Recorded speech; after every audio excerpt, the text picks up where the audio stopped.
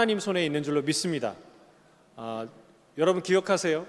이 본문, 제가 설교 본문을 정하는데 정말 우연치 않게도 또 여러 가지 사정상 우리가 5주년 기념 주일 때 하나님이 주신 본문 기억하십니까? 홍해, 없는 길, 막힌 길, 절망이라고 생각하는 그 순간에 하나님이 나의 길을 열겠다, 새로운 길을 열겠다 하나님이 주셨어요. 참 감사하다 생각이 들어요. 또 지난주에 제가 아파갖고 코로나 때문에 못 오는 그 주간에 딱 때마침 김준 한수혜 선교사님을 이 시드니에 하나님이 예비시키시고 또 사정이 있었는데 전화했는데 마침 또 할 수 있다고 말씀해 주셨고 또 마침 와서 우리에게 전한 말씀이 우리가 할 일은 하나님을 끝까지 신뢰하고 그분이 우리 인생에 선하신 일을 행한다는 걸 믿는 것입니다. 그게 하나님의 일입니다 라는 이 메시지를 우리에게 전해주셨어요. 참 감사하다. 우리에게 필요한 말씀을 하나님이 정확하게 때에 맞게 하시는구나. 오늘도 기가 막힙니다. 여러분 5월 가정의 달 아닙니까? 가정의 달을 시작하는 이때에 하나님이 우리에게 주신 본문이 가족 상봉이에요. 가족 상봉. 기가 막히지 않아요? 하나님은요 진짜 섬세히 세밀히 우리의 삶을 인도하세요. 할렐루야. 여러분 우리가 모세가 하나님의 일 때문에 잠시 만나지 못했던 사랑하는 아내 시보라와 두 아들 그리고 사랑하는 장인을 만나는 이 가족 상봉의 이야기를 우리가 나누는데 여러분 이 말씀을 우리가 나눌 때에 우리가 믿음과 사랑 안에서 우리의 가정이 더욱 하나가 되는, 견고하게 하나가 되는 그런 귀한 시간 되기를 주의 이름으로 축복합니다. 아멘. 우리 본문 1절에서 4절 다시 한번 읽어볼까요? 자, 본문 1절에서 4절 함께 다시 읽습니다. 시작. 모세의 장인이며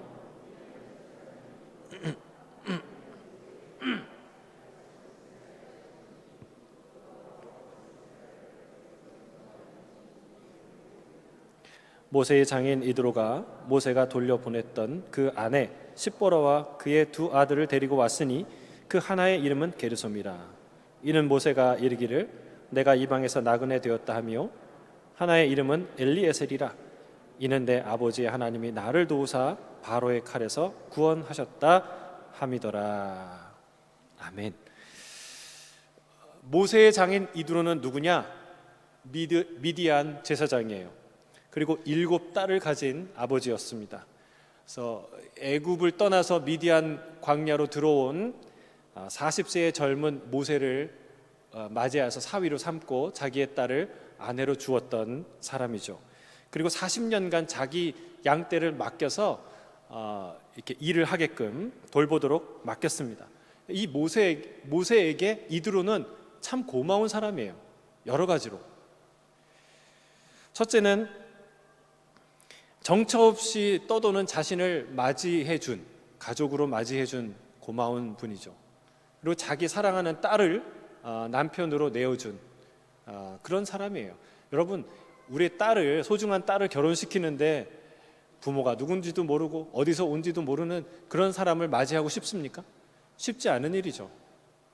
더구나 자기의 또 양떼를 맡겨갖고 직업을 준 거죠. 40년간 먹고 살 수 있도록. 그리고 애굽으로 다시 돌아가려고 할 때에 하나님께서 이 소명을 주셔서 돌아가려고 합니다 할 때 기쁘게 기꺼이 돌아가게 하지 않습니까? 그러니까 이 이드로가 굉장히 신사적이고 따뜻한 사람이었다는 걸 알 수 있어요. 그냥 돌려보내는 거, 40년간 함께 살았는데 돌려보내는 게 쉽지 않은 일이라는 것을 어디서 알 수 있습니까? 야곱이 20년간 살던 밧단 아람을 떠날 때 했던 그 외삼촌 라반이 했던 행동을 보면 알 수 있어요. 또 다시 돌아가겠다는 말조차 못 꺼내서 몰래 갔고요. 그를 끝까지 쫓아가가지고 뭐라고 얘기합니까? 위협하죠. 네가 보는 이 모든 이 식구들 그리고 이 소유들이 다 내 거 아니냐? 내가 준 거 아니냐라고 끝까지 행패를 부리지 않습니까? 그러니까 40년간 먹고 살게 해줬는데 이거 나를 버리고 떠난단 말이냐? 이렇게 할 수 있어요. 근데 여러분 20년이 아니라 40년 살았던 그 삶을 정리하고 돌아가는 걸 기쁘게 보내주는 이 장인 이드로는 얼마나 고마운 사람이냐, 얼마나 따뜻하고 신사적인 사람이냐라는 것을 우리가 알 수 있는 것이죠. 이 장인 이드로가 모세를 통하여 하나님께서 이스라엘에게 행하신 이야기를 다 듣습니다. 애굽에서 인도하여 낸 이야기를 소문으로, 풍문으로 다 듣습니다. 참 소문이 빠르다, 풍문이 빠르다. 그 멀리 있는 불과 얼마 시간도 지나지 않았는데 그 소문이 어떻게 들렸을까?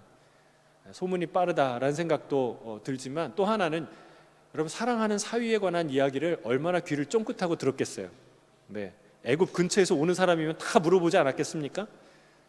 왜냐하면 이 일의 성패에 따라서 사랑하는 딸이 과부가 되느냐 마느냐의 문제도 걸려있기 때문에 그래요. 얼마나 많은 관심이 있었겠어요.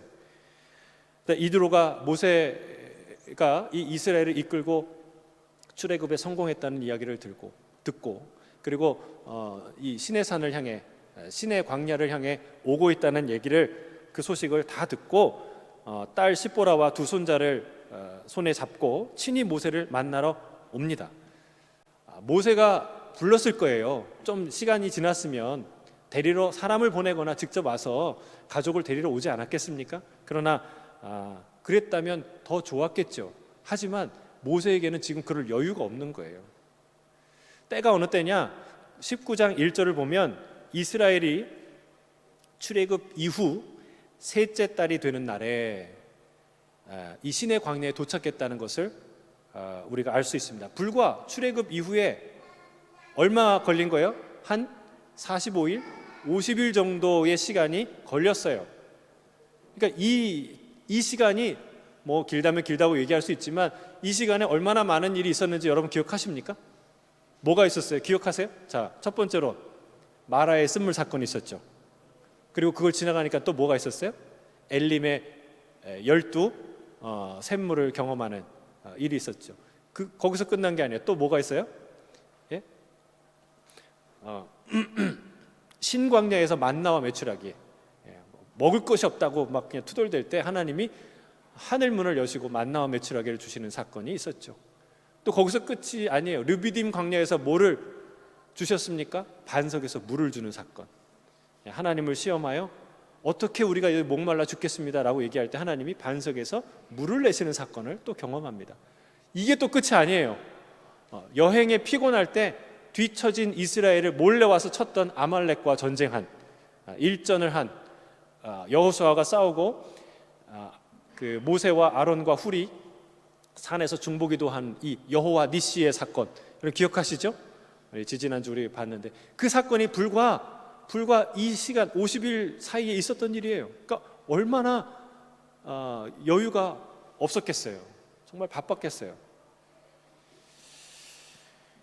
장인 이드로가 그래서 찾아올 때까지 기다리지 않고 데려가야 되겠다, 데리러 그 가족들을 데리고 가야겠다 판단했던 것이죠. 여러분, 이게 가족이라는 거예요. 가족이 뭐냐? 언제든 찾아와도 만날 수 있는 사람, 언제 찾아와도 반가운 사람, 그게 가족이에요. 왜 아직도 안 부르고 그랬냐라고 말하지 않고, 따지지 않고, 아니 이렇게 바쁜데 왜 왔냐라고 말하지 않는 사이, 그게 가족이에요. 가족. 초대장 들고 와야 만나주는 관계가 아니라 언제나 불쑥 찾아올 수 있는 사람, 그렇게 찾아와줘도 반가운 사람, 기쁜 사람, 그게 가족이라는 것이죠. 자, 모세는 가족을 사랑했을까요? 아니면 이 가족을 이방인 가족이라고 내가 이제 진짜 인생을 살 거야 그리고 멀리 했을까요? 여러분, 모세는요 가족을 사랑했어요. 그것을 우리가 성경을 통해서 알 수 있는데, 특히 이 두 아들의 이름을 여기에서 언급하는 것을 보면 알 수 있습니다. 이 타이밍에 이 이름을 언급하지 않습니까? 자, 첫째 아들은 게르솜이에요. 게르솜이라는 뜻이 뭐냐면 나그네 된이라는 뜻이에요. 그러니까 이 이름 속에 뭔가 좀 이렇게 아프고 서운하고 아련한 어떤 그런 느낌이 있어요. 그러니까 나그네 된, 이제 고향과 친척을 떠나서 쓸쓸한 방황하는 어떤 그런 삶에 대한 소회, 이런 것이 담겨 있다고 볼 수 있죠. 그런데 두 번째 아들의 이름은 분위기가 전혀 다릅니다. 엘리에셀이에요. 엘리에셀의 뜻이 뭐예요? 예? 이게 사실 룻의 시아버지의 이름이 엘리에셀이었죠. 기억하세요? 예. 하나님은 나의 도움이시다 라는 뜻이에요. 그러니까 분위기가 완전히 바뀌지 않았습니까? 그러니까 엘리에셀이 언제 낳은 아들이냐? 성경의 나이가 타이밍이 명시되지 않았지만 유추해서 볼 수 있어요. 출애굽기 4장에 어떤 일이 있습니까? 애굽을 향해 그 모세의 가족이 출발하는데 그 도상에 어떤 일이 일어나냐면 하나님이 모세를 죽이려고 하고 그 일 때문에 십보라가 급히 돌칼을 가지고 자기 아들의 표피를 베어서 그것을 모세의 발치에 대면서 뭐라고 얘기합니까? 당신은 진실로 나의 피난편입니다 라고 얘기하죠. 그 일로 인해서 모세가 삽니다. 이런 사건이 있었어요. 그러니까 아이의 이 할례를 행하는 시기는요, 난지 8일 만이에요. 그러니까 어렸을 때 행하는 일이 이 할례라는 거죠. 물론 이제 출산을 하고 8일 만에 먼 길을 떠났다고 볼 수는 없지만 이 아이가, 둘째 아이가 어린 나이였다는 것을 충분히 우리가 짐작할 수 있어요. 그러니까 인생이 거의 80에 다다를 때 이 아이를 낳은 거예요. 그리고 애굽 40년 그리고 이 미디안 광야 생활 40년을 마무리하면서 자기의 인생을 돌아보면서 이 아들의 이름을 지었는데 그 이름이 뭐예요? 엘리에셀이라는 거예요. 뭘 깨달은 거예요? 그렇구나. 하나님이 나를 돌보셨구나. 하나님이 이 광야 생활에 나를 버려두지 않고 사랑하는 아내를 만나게 하시고 딸을 주는 장인을 만나게 하시고 그리고 두 아들을 주셔서 하나님이 나를 돌보셨구나, 위로하셨구나 라는 사실을 그때 깨달은 거예요. 고백한 거예요. 이 나그네 삶에서 이 가족은 이 모세에게 전부였어요. 하나님이 자기를 돌본다는 산 증거였다는 사실입니다. 그렇습니다. 여러분, 가족은 광야 같은 인생에 선물로 주신 오아시스인 줄로 믿습니다. 하나님의 위로의 샘인 줄로 믿습니다. 여러분, 나는 가진 게 아무것도 없어, 되는 일이 하나도 없어 라고 말하기 전에 여러분 정직하게 나의 삶을 돌아보세요. 하나님이 우리에게 이미 주신 놀라운 선물이 하나 있는데, 하나님이 우리의 광야 같은 인생에 나를 돌보고 있다는 확실한 증거가 하나 있는데, 그게 뭐냐면 가족이라는 거예요. 가족은 우리에게 의무이기 전에 축복입니다. 권리입니다. 하나님이 우리에게 주신 말할 수 없는 축복이지요. 나의 도움이 되시는 하나님께서 나를 돌보시는 확실한 증거입니다. 우리는 가족을 통해 위로와 안식을 얻게 되는 것이죠. 언제 찾아와도 반갑고 언제 봐도 행복한 사람들이 바로 가족이죠. 모세가 얼마나 반가운지, 물론 이 얘기를 하면 나는 가족이 왼수인데 뭐 이렇게 얘기하시는 분도, 느끼시는 분도 더러 계시지만 여러분, 그렇지 않습니다. 하나님이 우리에게 주신 정말 삶의 가장 행복한 울타리가 가족이에요. 저는 이 가족의 달을 맞이하는, 특별히 오늘 본문을 우리에게 말씀하시는 이 본문을 통해서 우리 가족의 관계들이 다 새로워지게 되기를 주의 이름으로 축복합니다. 얼마나 반가운지요. 나를 찾으러 온다는 얘기를 듣고 뛰쳐나갑니다. 맞이하러 가요. 여러분, 기다릴 수도 있었어요. 굳이 오는 사람 아닙니까? 그리고 얼마나 바쁜데 왜 또 맞이하러 나갑니까?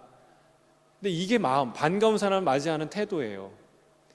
그러니까 베드로도 물 위에서 예수님이 베드로 그 배 안으로 오고 계시는데 굳이 자기가 가겠다고 하지 않습니까? 여러분, 이게 사랑하는 사람의 마음이에요. 조금이라도 더 먼저 만나고 싶고 한 발이라도 더 가까이 가서 만나고 싶은 마음이 가족의 마음, 사랑하는 사람의 마음이죠. 여러분, 이 모세가 얼마나 바빴는지 몰라요. 텐트에 앉아서 기다릴 수도 있었어요. 다음 주에 우리가 볼 본문 13절 이후의 본문을 보면요, 아침부터 새벽부터 저녁까지 이 경무에 시달려서 판단해야 될, 정리해줘야 될 일이 너무 많아서 고생하는 것을 이 이드로가 보지 않습니까? 그렇게 할 일이 많았어요. 몸이 둘이라도 감당할 수 없는 그런 경무에 시달렸어요. 그런데 가족이 왔다는 얘기를 듣고 그 모든 일들을 다 내려놓고 모든 일들을 다 뒤로 하고 그 가족을 맞이하러 뛰쳐나가는 거예요. 여러분, 이게 가족이라는 거예요. 반드시 우리는 가족의 우선순위를 두는 인생이 되시기를 주의 이름으로 축복합니다. 여러분, 사랑하는 가족을 맞이하는 일을 미루지 마세요. 사랑하는 가족을 맞이하는 것은 가장 중요한 일이에요. 하나님의 일을 한다고 가족을 일방적으로 희생해서는 안 되는 것이죠. 물론 하나님의 일을 할 때는 가족이 희생되는 부분이 없지 않습니다. 제가 남의 예를 들기는 어렵고, 목회자로서의 하나님의 일을 하면서 제가 느낀 거는 가족이 하나님의 일을 하면서 희생되는 부분이 없을 수가 없구나라는 것을 많이 느껴요. 특히 언제 교회를 섬기는 시간이 대부분 저녁 시간이고 주말이에요. 제일 바쁜 시간이에요. 남들은 제일 한가해서 가족 모임을 하는 시간에 저는 제일 바쁜 시간이에요. 그래서 한가로이 가족 모임을 하기가 어려운 그런 상황이 참 많죠. 그리고 이 설교나 강의 준비, 그리고 신방, 때때로 자주 잡히는 신방 일정 때문에 더 많은 시간을 함께하지 못하는 그런 현실이 있기도 합니다. 개인업 하시는 분들도 가게를 돌보시는 분도 그렇겠지만 개인 휴가나 이런 시간들을 내기가 쉽지 않죠. 그리고 남들은 쉽게 할 수 있는, 아무 갈등 없이 남이 어떻게 생각하건 생각하지 않고 할 수 있는 일을 목회자이기 때문에, 목회자의 가정이기 때문에 하지 못하는 일도 많이 있죠. 제가 이렇게 알아달라고 얘기하는 게 아니라 그런 교회를 섬기는 목회 사역의 특성이 있다는 거예요. 목회자나 사모님, 선교사님, 많은 사역자들이 그래서 이 가족 관계에 어려움을 겪고 또 우울증을 겪고 힘들어하는 가정이 적지 않은 것을 우리가 알고 있습니다. 근데 예전에는 이것을 미덕으로 여겼어요. 교회를 위해, 주님의 사역을 위해 가정을 희생하는 그런 아픔을 겪는 것은 하나님이 받으시기에 합당한 그런 헌신이다, 봉사다, 그런 헌신이다라고 생각했어요. 근데 여러분, 정말 이런 가정을 희생해서 하나님을 섬기는 것을 하나님이 기뻐하실까요? 여러분 어떻게 생각하세요? 저는 아니라고 확신합니다. 하나님은 그렇지 않아요. 하나님은 그걸 기뻐하지 않으신다는 거예요. 여러분, 어떤 경우에도 헌신은요, 기쁨을 동반해야 돼요. 헌신하면 헌신할수록 슬퍼진다. 그럼 문제가 있는 거예요. 분명히 어떤 문제가, 하나님과 자기 간의 문제든지 내 안의 문제든지 어떤 관계의 문제든지 여러분 문제가 있는 거예요. 대부분 그럴 때는요, 자신을 돌아보거나 잠시 멈춰야 되는 순간이죠. 대부분 적절한 원칙을 지키지 않았기 때문에 생기는 그런 현상이죠. 여러분, 가정에 우선순위를 둬야 할 곳에 우선순위를 두지 않으면 일이 꼬이기 시작해요. 관계가 꼬이기 시작하고 삶이 어려워지기 시작하는 거예요. 가정의 일에 우선순위를 두시길 바랍니다. 이 가정의 일에 우선순위를 두라는 말은 노상 가정일에만 매달려 살라는 말은 아니에요. 또 그렇게 하는 사람은 그 하나님의 일에, 하나님의 사역에 합당하지 않죠. 그럼 무슨 말이냐? 첫째는요, 두 가지인데, 첫째는 가족을 위해 시간을 내라는 거예요. 가족을 위해 시간을 내셔야 돼요. 가족들과의 휴가를 보내는 시간을 가져야 됩니다. 가족만을 위한 시간을 가져야 된다는 거예요. 가족들끼리 친해져야 되는 시간이 필요해요. 우리는 그렇게 생각해. 가족이기 때문에 이미 친하다. 근데 아니더라고요. 더 친할 수 있더라고요. 제가 예전에 섬기던 교회에서 정말 밤낮 없이, 주말도 없이 가정을 사랑했지만 돌보지 않았던 그런 시기에 한 달간 휴가를 준 적이 있어요. 근데 그 휴가를 통해서 정말 거의 처음으로 저희 가족의 해외여행을 갔어요. 괌으로. 근데 우리 아이들이 얼마나 행복한지. 그 일을 통해서 우리 아이들과 친해졌어요. 정말 친밀해졌어요. 그때 깨달은 거예요. 가족이라서 친한 게 아니라 친해져야 친한 거구나. 시간을 내야 되는구나. 그런 것을 그때 처음 알았어요. 그리고 나서 이제 호주에 와서 가족들과 함께할 시간들을 예전보다 훨씬 많이 갖게 되었고, 저는 그게 이 호주에 와서 하나님이 우리에게 주신 선물이라고 생각해요. 여러분, 가족들과 함께하는 시간은 반드시 가져야 돼요. 그래야 더 친밀한 관계를 쌓을 수 있기 때문에 그렇죠. 자, 둘째는 이 모세처럼 언제 가족이 불쑥 찾아와도 기쁘게 맞이해야 한다는 거예요.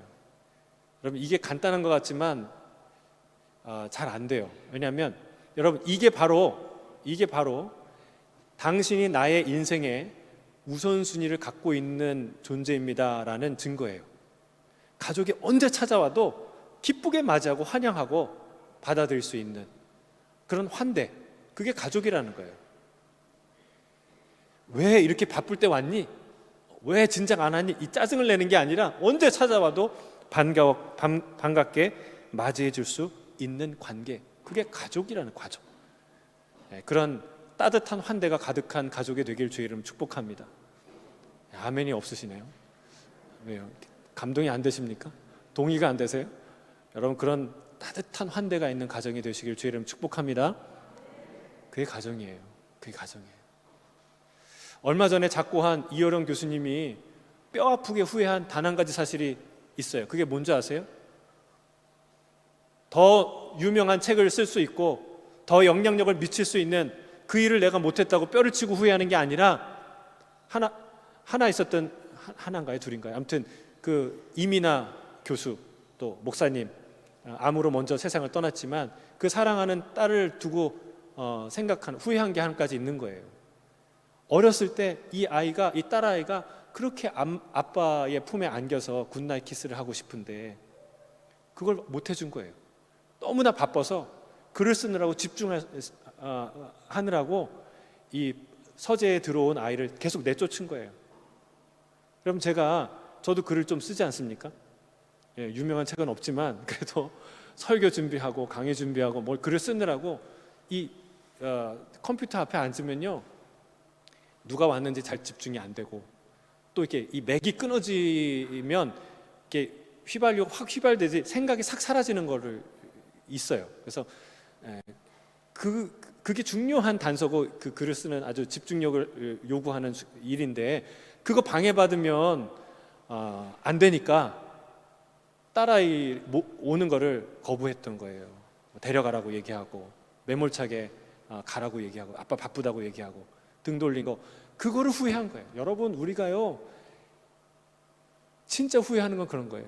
진짜 가치 있는 건 그런 거예요. 보잘것없는 것 같은데 그게 진짜 중요한 선물이에요.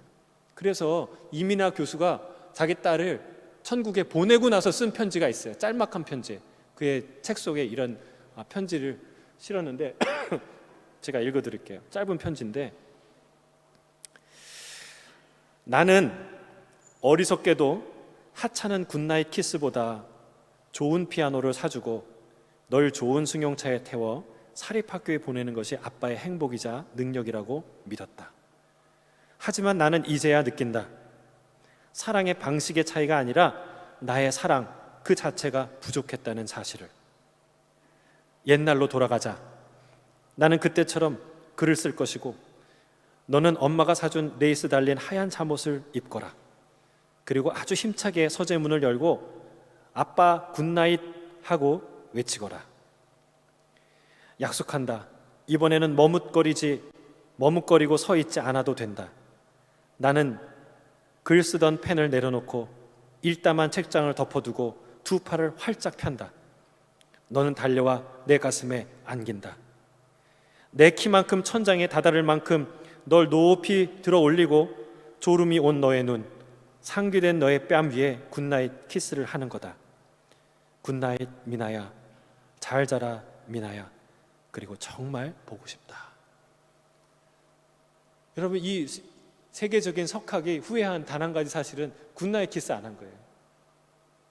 여러분, 우리가 후회하는 거는요, 사랑할 기회 놓쳐버린 게, 그게 진짜 큰 인생의 후회예요. 여러분, 가정은 어떤 곳이에요? 따뜻한 환대가 있어야 돼요. 그게 가정이에요. 그게 사랑이에요. 여러분, 이 모델, 이렇게 우리를 사랑하시는 분이 있어요. 그분이 누구예요? 주님이에요. 아버지 하나님이에요. 여러분, 항상 기도하라는 말이 뭐예요? 나는 항상 널 보고 싶어. 언제든 와. 내가 다 들어줄게. 이 얘기 아니에요?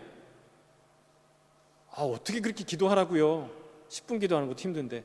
여러분, 우리 그렇게 얘기하지만 나 언제든 와서 기도하고 언제든 항상 기도하라는 말은 무슨 얘기예요? 난 네가 언제든 와도 기뻐. 환영해. 웰컴이야. 왜? 내가 너를 사랑하거든. 나는 너하고 얘기하는 시간, 네 얘기 듣는 시간, 네 수다를 듣는 순간이 제일 행복한 시간이야 라는 말이 항상 기도하라는 말수가 있는 거예요. 여러분, 주님이 누구든지 오라고 얘기하잖아요. 누구든지 와서 마시고 누구든지 와서 쉬라고 말씀하잖아요. 그게 우리 아빠의 사랑이에요. 그 아빠를 닮아야 돼요. 여러분, 우리 예수 따라가는 교회 모든 아빠들이 이 하나님 아빠를 닮는, 사랑하는 딸과 아들과 아내와 가족들을 날마다 환대하는 아빠가 되기를 주의 이름 축복합니다. 아멘이 적으세요. 여러분, 크게 아멘하세요. 여러분, 예수 따라가는 교회 모든 아빠들은 가족들을, 아내를, 자녀를 환대하는 그런 따뜻한 아빠가 되기를 주의 이름 축복합니다. 아멘. 그래야 돼요. 아빠에겐 그런 의무가 있어요. 그게 사랑이에요. 그리고 후회하지 않는 인생을 사는 가장 큰 비결이에요. 저도 반성해요. 저도 잘한다는 게 아니에요. 저도 묵뚝뚝하고 저도 이렇게 그래요. 그러나 다짐합니다. 더 진심을 담아서 서로를 환대하고 환영하는 그런 아빠, 그런 남편이 되기로 결단합니다. 우리 그런 가정을 만듭시다. 그러면 세상이 바뀌는 거예요. 세상은 대단한 걸로 바뀌는 게 아니에요. 정권이 바뀐다고 바뀌는 게 아니에요. 이 따뜻한 사랑 하나로 바뀌어요. 그런 사랑은 아버지께로부터 와요. 자, 우리 5절부터 8절 다시 함께 읽겠습니다. 5절부터 8절 함께 읽습니다. 시작.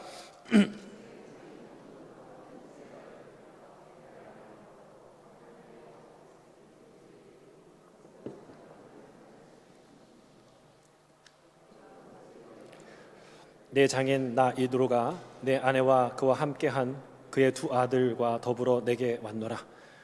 모세가 나가서 그의 장인을 맞아 절하고 그에게 입맞추고 그들이 서로 문안하고 함께 장막에 들어가서 모세가 여호와께서 이스라엘을 위하여 바로와 애굽 사람에게 행하신 모든 일과 길에서 그들이 당한 모든 고난과 여호와께서 그들을 구원하신 일을 다 장인에게 말하매. 자, 분명히 함께 출발했어요. 애굽으로 갈 때 십보라와 두 아들을 데리고 출발했습니다. 그런데 중간에 갑자기 그들이 사라지더니 이제 18장에 와서 모세가 돌려보냈던 그 아내와 두 아들을 데리고 왔다고 말하고 있습니다. 그럼 언제 돌려보냈을까요? 왜 돌려보냈을까요? 아까 말한 대로 출애굽기 4장으로 우리가 돌아가 보면 대충 그 상황이 짐작이 됩니다. 모세가 불이 붙었지만 타지 않는 그 나무에 임한 하나님이 자기를 부르시고 애굽으로 보내시는 그 부르심을 받고 장인 이드로에게 말하죠. 장인 이드로가 기쁘게 보냅니다. 그리고 사랑하는 아내와 두 아들을 데리고 그 길을 떠난 거예요. 근데 갑자기 하나님이 모세를 죽이려고 해요. 여러분, 제가 그때 설교 기억나십니까? 이거는 실제로 죽이려고 했던 것이 아니라 죽이는 것처럼 강한 압박을 했다고 우리가 해석해야 된다고 말씀드렸죠. 여러분, 하나님이 모세를 죽이려면요 소리 소문도 없이 죽일 수 있어요.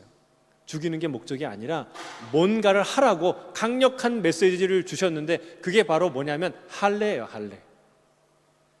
그래서 모세가 꼼짝없이 죽게 된 것을 보고 이 십보라가 깜짝 놀라서 어떻게 합니까? 돌칼을 가져다가 아들의 그 포피를 베어서 그 피 묻은 포피를 그 모세의 발치에 대면서 뭐라고 해요? 실로 당신은 나의 피난편입니다. 왜 그 말을 했다고 그래요? 왜 그 일이 일어난 거예요? 이는 할례 때문이라. 할례 때문이라. 야, 우리가 이해가 안 되는 일이 일어나요. 도대체 왜 일을 하셨을까? 하나님이 이렇게 얘기하셨으면 돼요. 야, 가는 일에 번거로우니까 너 혼자 갔다가 일을 처리하고 돌아와서 시내산에 올 건데 거기서 너 가족을 만나라. 이렇게 정리해 주시면 될 일을 굳이 같이 가다가 뭐 살리니 죽이니 일을 하다가 또 돌아갔다가 또 나중에 하나님의 호렙산에서 또 만나, 이런 번거로운 일을 왜 하냐는 거예요. 왜 하나님이 교통정리 안 해주셨을까요? 여러분, 우리 인생에도 똑같습니다. 이해가 안 되는 일이 있어요. 굳이 이런 일이 필요할까? 그러니까 잠시 일어났던 해프닝 같은 일들이 있어요. 근데 여러분, 이 일들이 왜 일어날까요? 따라하겠습니다. 다 필요해서. 여러분, 우리 인생에 일어나는 일은요, 우연 같지만, 지나가는 일 같지만 그렇지 않아요. 다 필요해서 일어나는 일이에요. 여러분, 이 일이 이 가족, 그러니까 출애굽 이후에 이 모세와 모세 가족이 이 사역을 감당하는데 중요한 준비 작업이에요. 아주 중요한 일이 그 사이에 일어났던 거예요. 생각해 보세요. 여러분, 모세는요, 이스라엘 사람이죠. 우리가 그렇게 확고하게 생각하죠. 근데 생각해 보세요. 진짜 이스라엘 사람이었습니까? 혈통으로는 이스라엘 사람으로 태어났어요. 근데 태어나자마자 왕실에 들어갔습니다. 여러분, 공주의 아들로서 누구보다 애굽인다운 삶을 요구받았던 사람이 모세예요. 그리고 40년을 지나고 나서 애굽을 떠나 광야에 사는데, 그 미디안에서 살 때는 그러면 그때부터는 히브리인으로 살았나요? 아니요. 히브리인 한 사람도 없는 미디안 광야에서 또 다른 미디안인으로 그냥 살아요. 그리고 지금 오늘의 본문에 이르는 거예요.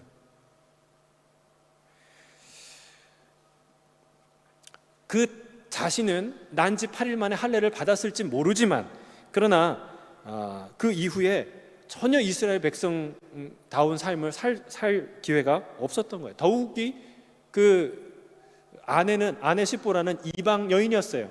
그리고 제사장의 딸이었어요. 우상을 섬기지 않았겠습니까? 두 아들도 이방인의 피가 섞인 아이들이에요. 제가 이 얘기를 왜 하냐면, 자, 출애굽은요, 출애굽기는 이 성경은 아주 중요한 성경이에요. 하나님의 구원자 되심과 구원이 무엇인지 선포하고 알려주는 중요한 사건이에요. 그런데 이 사건과 이 가족은 잘 안 어울린다는 거예요. 잘 안 어울려요. 자칫하면 출애굽 이야기 속에서 소외될 수 있는 사람들이 바로 이 십보라와 두 아들이에요. 히브리인들의 해방 얘기 아닙니까? 약속의 자녀들, 아브라함 자손들의 이야기, 그들의 구원의 이야기예요. 거룩한 제사장 민족으로서 주시는 율법과 거룩한 하나님의 임재 이야기, 이런 것들과 안 어울려요. 미디안 제사장, 이드로, 이방 여인 십보라, 그리고 이방의 아들 두 아들, 이것은 전체 주제와 어울리지 않습니다. 그래서 이 가족 이야기를 생략해 버리는 것이 이 출애굽기의 문맥의 이야기를 훨씬 더 자연스럽게 만들어요. 실제로 그렇습니다. 여러분, 피난편 사건, 그 사건은요, 모든 신학자들에게, 성경을 읽는 사람들에게 대표적인 난제예요. 난제. 여러분, 난제라는 말이 뭐예요? 생뚱맞다는 거예요. 이해가 안 된다는 거예요. 왜 거기 있는지, 왜 일이 있는지 어색하다는 거예요. 그러니까 이 이방인 가족들이 출애굽 전체 구원의 사건, 이스라엘 사람들의 이 구원의 이야기와 전혀 어울리지 않는 그런 조건을 갖고 있다는 것이죠. 여러분, 여기서 우리는 두 가지를 깨달을 수 있어요. 첫 번째는 뭐냐면, 하나님이 그 위대한 구원의 이야기를 펼쳐나가는데 그 이야기 속에 가정 이야기를 생략하거나 희생하지 않는다는 거예요. 모세의 가정의 이야기를 아주 분명하게 정리하고, 그리고 그것을 기록에 남긴다는 것을 볼 수 있어요. 여러분, 따지고 보면 창세기부터 쭉 보세요. 다 무슨 얘기예요? 가족 얘기예요. 아브라함과 사라, 그리고 이삭과 리브가, 야곱과 누구예요? 라헬. 가족 얘기 아닙니까? 하나님이 아브라함과 이삭과 야곱의 하나님이다 말해요. 그리고 성경은 그런 영웅들의 이야기처럼 들려요. 보일 수도 있어요. 그러나 이 구약 성경의 실제 역사를 보세요. 다 가족 이야기예요. 가족사가 하나님의 구원사예요. 이 구원 이야기는 굉장히 개인적이고 구체적인 한 사람의 이야기처럼 보이지만 사실은 이 구원의 역사는 한 개인의 얘기가 아니라 공동체적인 이야기라는 사실을 우리는 깨닫게 된다는 거예요. 그래서 여러분, 성경이 뭐라고 얘기합니까? 너와 내 집이 구원 얻으리라고 성경이 말하지 않습니까?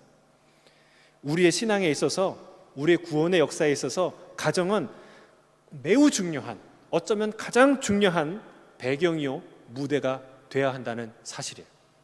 그러니까 신앙인, 크리스찬 이종, 목사 이종으로서 제 이야기를 쓸 때 가장 중요한 거는 저와 제 아내와 제 자녀들의 함께한 이 가정이 중요하다는 거예요. 그걸 빼놓고 나의 신앙을 말할 수가 없다는 거예요. 여러분, 두 번째는 이방인과의 혼인 자체가 문제되지 않는다는 걸 우리가 알 수 있어요. 그렇죠? 이 모세가요, 이방인 아내가 왔을 때 부끄러워하지 않습니다. 이방인의 딸의 여인의 낳은 후손을 부끄러워하지 않아요. 여러분, 숨기지 않습니다.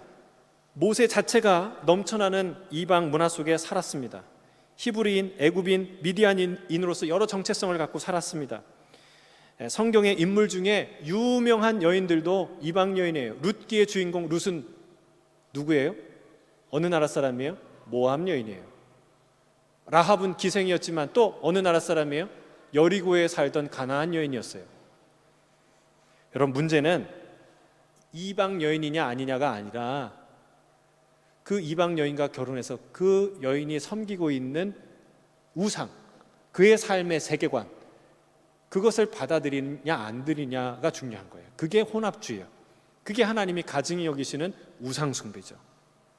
그러나 이방인이냐 아니냐는 별 문제가 되지 않는다는 사실을 우리는 성경을 통해 알 수 있습니다.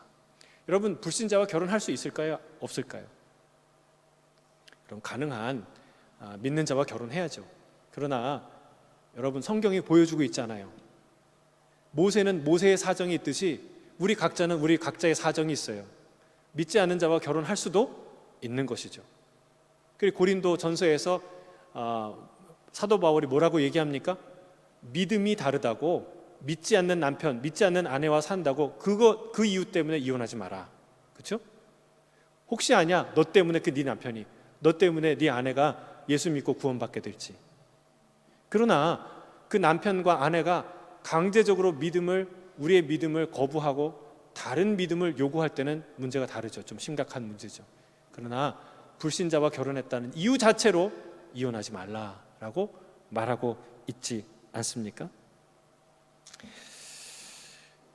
여러분, 이 하나님은 할례를 통해 영적으로 이 가정을 하나로 만드시는 거예요. 하나로 만드시는 거예요. 그들이 아브라함의 후손이라는 사실을 알게 되는 거예요. 생각해 보세요.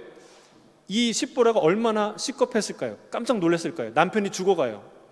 아주 코로나 걸려가지고 이게 가볍게 여겼다가 진짜 정말 사경을 헤매고 실제 돌아가신 분이 있고 죽은 사람이 있는데, 그러니까 진짜 사경을 헤매 남편이 그런 걸 보고 정말 돌칼로 할례를 행해서 피를 본 그 십보라는 뭘 깨달았을까요? 그 과정을 통해서 뭘 알아요?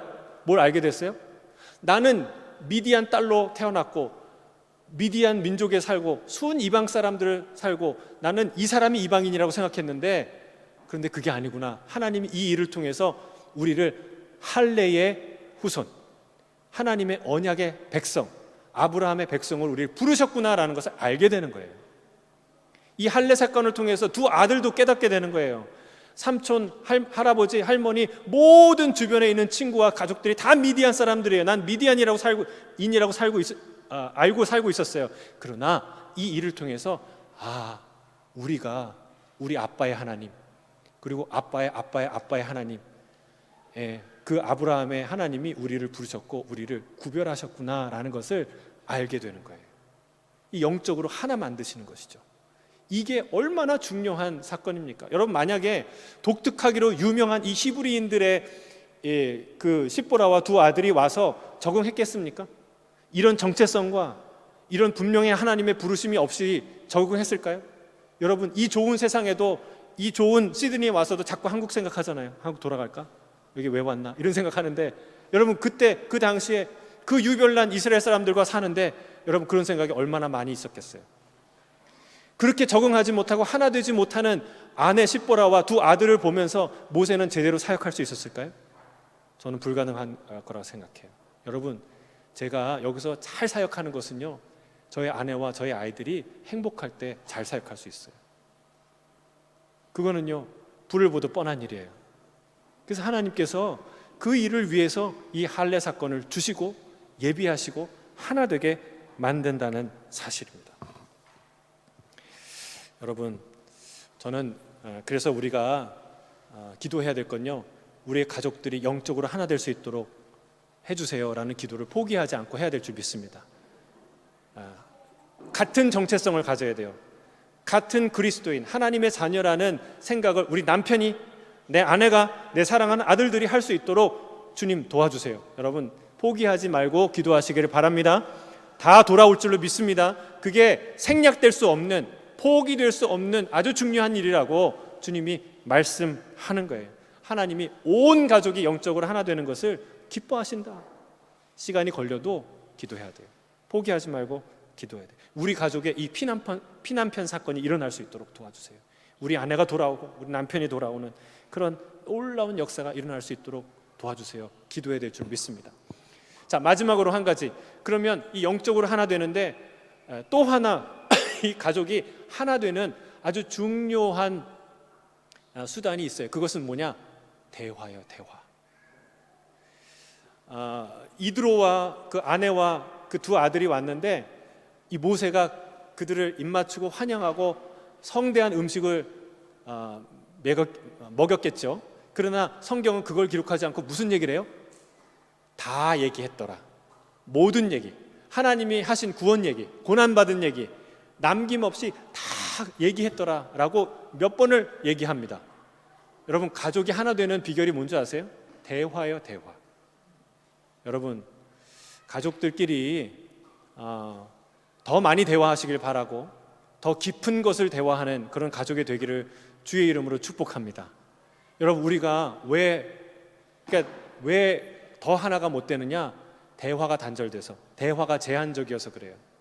저도 반성을 많이 합니다. 저도 사실은 얘기 듣는 것은 잘하지만 이렇게 얘기하는 거를, 내 얘기를 하는 걸 참 힘들어하는 부분들이 있어요. 이제 잘 안 돼요. 얘기를 옮기거나 내 생각을 하거나 이게 잘 안 돼요. 근데 여러분, 부부 사이에는요, 다 얘기해야 돼요. 남김없이 얘기해야 돼요. 밤을 새워 얘기해야 돼요. 여러분, 그런 대화가 회복되기를 주의 이름으로 축복합니다. 그게 가족이에요. 그럴 때 우리가 하나 된다는 거예요. 근데 성격상 다 얘기 못하고 저처럼 얘기하는 거 어려워하는 분들도 있어요. 그러나 어떤 성격에도 불구하고 가족이 하나 되기 위해서 가야 하는 필수 코스가 있는데 그게 친밀한 대화, 깊은 대화라는 거예요. 그래서 여러분, 특히 남편들이 잘 얘기 안 하고 또 가끔 보면 또 어떤 자매들이 또 얘기 안 하는 부분도 있어요. 그러니까 여러분, 이런 가족의 대화가 회복되기를 바랍니다. 그럴 때 하나 되는 거예요. 또 중요한 것은 그 대화 중에 어떤 얘기를 합니까? 구원의 얘기, 하나님이 구원하신 얘기, 여러분 큐티한 얘기, 하나님이 나를 건지신 얘기, 용기를 준 얘기, 내 영적인 얘기, 아무하고 나눌 수 없는 그 은밀한 얘기, 여러분 그런 영적인 얘기를 다 나눌 수 있는 관계가 되기를 주의 이름 축복합니다. 그럴 때 어떤 일이 일어나요? 이드로가 기뻐합니다. 여러분, 그런 대화를 나누면요, 하나 될 때 우리는 함께 기뻐할 수 있어요. 그리고 찬양합니다. 구원의 하나님, 유일한 하나님, 모든 신 위에 뛰어난 하나님을 찬양해요. 함께 예배하는 거예요. 또 희생 제사를 드립니다. 그리고 희생 제사를 드릴 뿐만이 아니라 그 제물을 가지고 함께 먹고 마시는 잔치가 벌어집니다. 여러분, 우리 가정이 예배 공동체, 기쁨의 공동체, 잔치와 같은 축제와 같은 공동체가 되는 비결이 바로 여기 있어요. 여러분, 영적으로 하나의 정체성을 갖는, 또 숨김없이 아낌없이 서로의 마음을 나누는, 서로를 기쁘게 환대하는 그런 따뜻하고 그런 성령 충만하고 아름다운 가정이 되기를 주의 이름으로 축복합니다. 아멘. 기도하겠습니다. 사랑하는 주님,